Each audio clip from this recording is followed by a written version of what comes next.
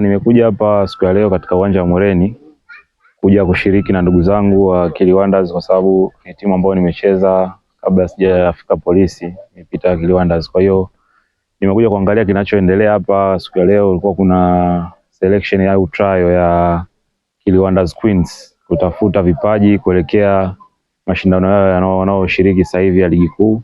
Kwa hiyo ikiwa ni sehemu ya kupata timu iliyo bora, lazima uangalie katika maeneo yanayokuzunguka ya Moshi na sehemu za karibu, basi ili kuweza kupata wachezaji ambao wanaweza kushiriki katika mashindano hayo.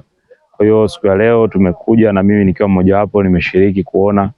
Kwa hiyo nimeona kuna talent nyingi hasa katika upande wa wadada zetu, kwa sababu wako mbali kidogo na watoto wa kiume, lakini nimeona mwitikio haukuwa mbaya.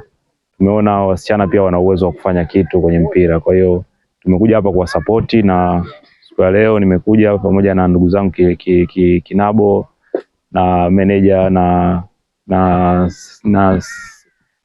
sekretari wote walikuwepo hapa. Kwa hiyo tumeshiriki pamoja.